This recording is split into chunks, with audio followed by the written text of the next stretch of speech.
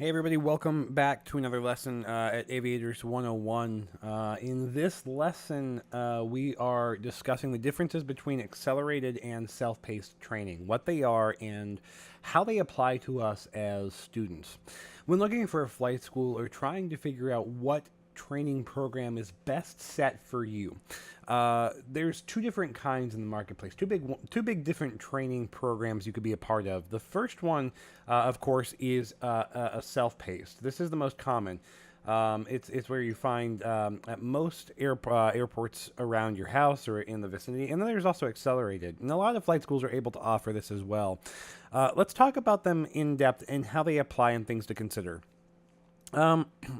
First off and foremost, we need to define a couple different things. There's this big difference in flight training a lot of students fail to recognize, and it's the difference between experience and proficiency.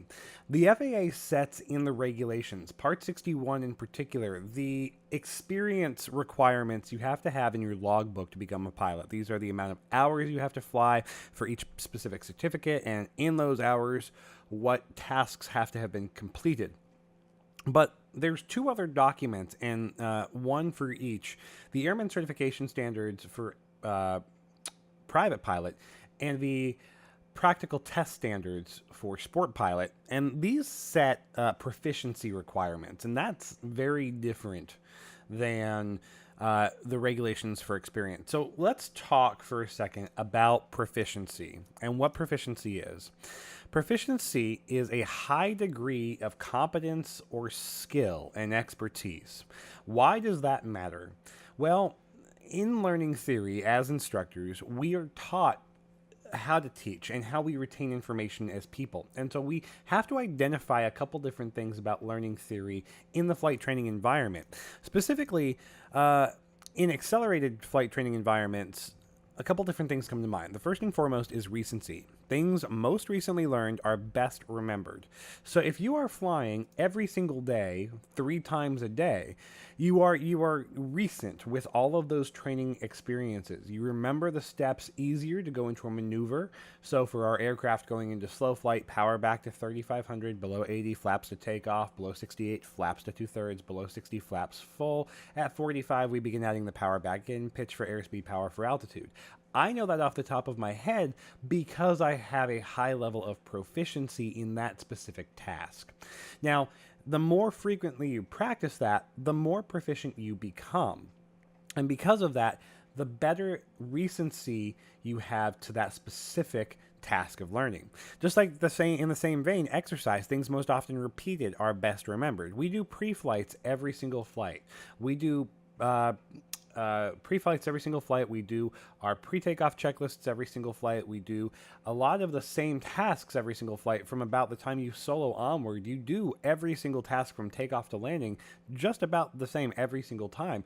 So every lesson you take then would tell us that every time you fly, learning would continue.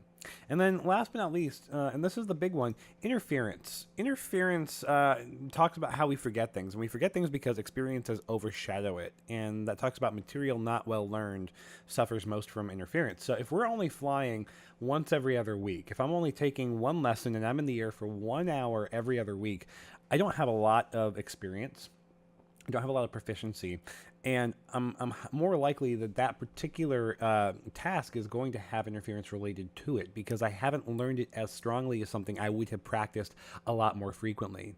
So when it comes to self-paced versus accelerated, obviously not everybody can take time off work. Not everybody can take 3 weeks off work and go get a private pilot certificate. Not everybody can take 3 weeks off work and go get a commercial pilot certificate or an instrument rating. But if you have the opportunity, are accelerated training environments more likely to see you through to the end in less time with less money? The answer is yes, because you are consistently reinforcing and practicing those tasks and techniques which will help you become a better pilot.